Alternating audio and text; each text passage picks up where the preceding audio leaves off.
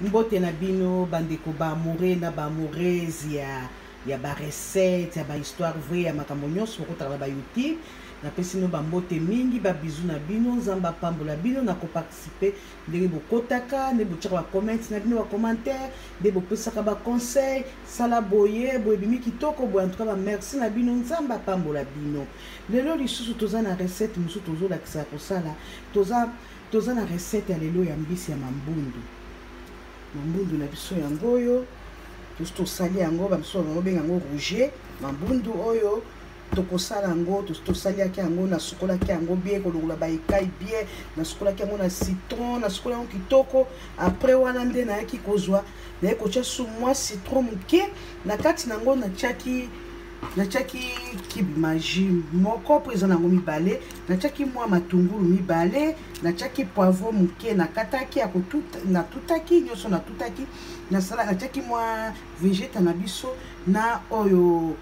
goût na biso eza na bino mo bozomona eza na poivron tomate rouge eza na matungulu na ai na mwa pilipili natiaki yango eza bien po esala mwa rouge moke pesa mwa bagout natiaki mwa njinja tangawusi pombisi pe bongaka na tangawusi bandeko baki ba mama tozalaka chaque fois citron te citron salaka biloko ebele tozwaki biloko na biso nyonso na latisi bino oyo totutaki yango na kati ya brenda wana neti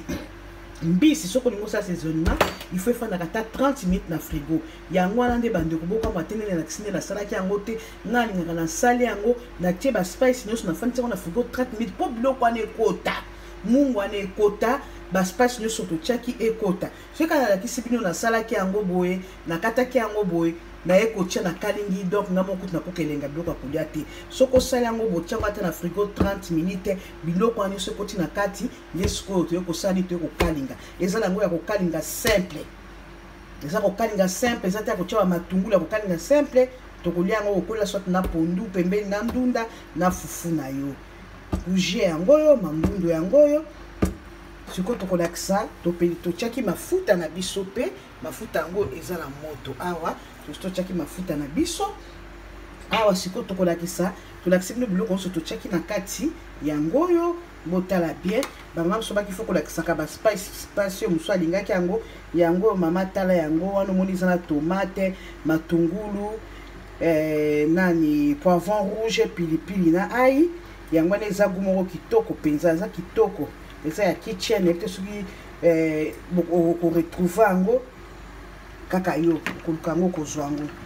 ok malamu totusi na biloko na biso kuna oyo toti kopresente totusi sikoyo mbisi na biso awa kote bakushi yango na kati ya mafuta ekalingama kitoko ntango kokalingama bokopesanga ata 10 minutes ekalingami kitoko bokomona mbisi nango mama ekozika te bamisu babaka soki otie bagu omona okalingi bobile mafuta nyonso eziki misusu ekangami na se mama ebandeli ntango okotia mafuta otie mafuta moto makasi otie mbisi na yo ntango okomona mbisi bandi kokalingama odimine moto na okomona mbisi no ekobela malembe kokalingama mpe mafuta wana okalingaki ekoyinda te nga na kolakisa bino nde na kokalinga bomwa mafuta nga ekoyinda te okoki mpe kokalinga nango mpe eloko mosu okosala mosu okolinga mpe kosala supu okochange mafuta te okozoka mafuta wana osaleli yango natie bagu oyo natangeli bino okomona ekobela kitoko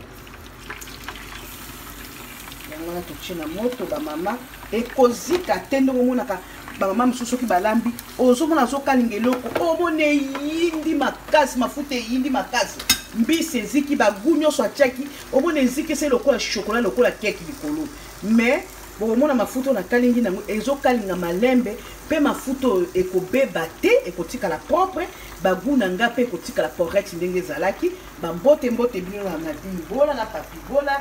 fami mobimba bambote mpe na tendresse la sirène ya Kinshasa asalaka théâtre aza mwasi moko asekesation makasi tendresse umela nazwaki